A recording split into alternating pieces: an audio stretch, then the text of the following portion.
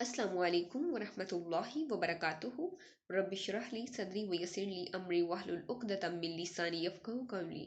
الحمد للہ رب العالمین پارہ نمبر 6 سورۃ المائدہ آیت نمبر 5 اعوذ باللہ من الشیطان الرجیم بسم اللہ الرحمن الرحیم اليوم أهل لكم الطيبات وطعام الذين أوتوا الكتاب حل لكم وطعامكم حل لهم والمحسنات من المؤمنات والمحسنات من الذين أوتوا الكتاب من قبلكم إذا آتيتموهن أجورهن محسنين غير مصافحين ولا متخذي أخدان ومن يكفر بالإيمان فقد حبط عمله وهو في الآخرة من الخاسرين۔ آج تمہارے لیے پاک چیزیں حلال کر دی گئی ہیں اور اہل کتاب کا کھانا تمہارے لیے حلال ہے اور تمہارا کھانا ان کے لیے حلال ہے، اور مومن پاک دامن عورتیں اور ان لوگوں میں سے پاک دامن عورتیں جو تم سے پہلے اہل کتاب دیے گئے تھے، جب تم ان کے مہر انہیں ادا کر دو، انہیں نکاح میں لانے والے ہو، اعلانیہ بدکاری کرنے والے نہ ہو اور نہ چھپے دوست بنانے والے ہو، اور جو شخص ایمان کے ساتھ کفر کرے گا تو یقیناً اس کا عمل ضائع ہو گیا اور وہی آخرت میں خسارہ اٹھانے والوں میں سے ہے۔ اب ہم یہاں پر دیکھتے ہیں کہ اللہ رب العزت فرما رہے ہیں کہ تمام پاک اور صاف ستھری چیزیں تم پر حلال کر دی گئی ہیں، تم اہل کتاب کے ساتھ اور اہل کتاب تمہارے ساتھ کھا سکتے ہیں، لیکن شرط یہ ہے کہ اہل کتاب کا جو کھانا ہوگا وہ حلال ہونا چاہیے، اور دوسری شرط یہ ہے کہ جب بھی وہ کوئی جانور ذبح کریں تو وہ اللہ رب العزت کا نام لے کر ذبح کریں، تو یہ چیزیں یہ لازمی شرطیں ہیں۔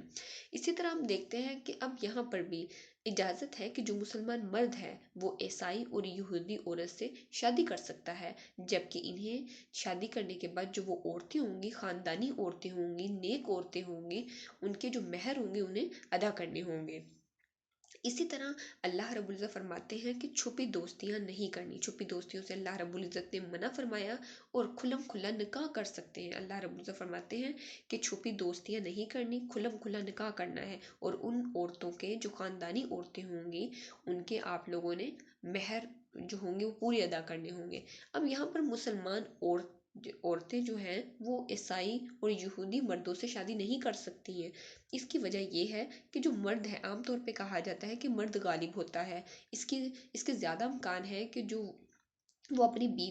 اس کی جو بیوی ہوگی اسے صحیح ڈائریکشن میں وہ لے آئے گا۔ اس کے برعکس اگر ایک مسلمان عورت ہے وہ کسی یہودی یا عیسائی مرد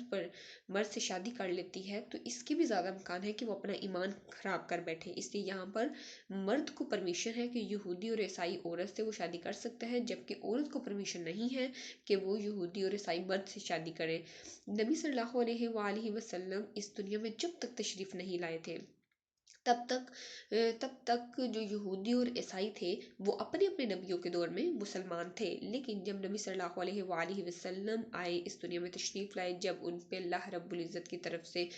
وحی نازل ہونا شروع ہو گئی، اللہ رب العزت نے انہیں نبوت عطا کر دی، اس کے بعد جو انسان اب دوسرے نبیوں پہ ایمان رکھے گا اور نبی صلی اللہ علیہ وسلم پہ ایمان نہیں رکھے گا تو وہ کافر ہوگا، اور جو شخص ایمان کے ساتھ کفر کرے گا تو یقیناً اس کا عمل ضائع ہو گیا اور وہی آخرت میں خسارہ اٹھانے والوں میں سے ہوگا۔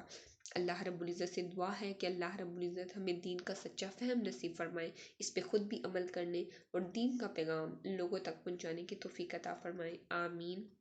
وآخر الدعوانا ان الحمد للہ رب العالمین، سبحانک اللہم وبحمدک، نشہد ان لا الہ الا انت، نستغفرک ونتوب الیک۔ السلام علیکم ورحمۃ اللہ وبرکاتہ۔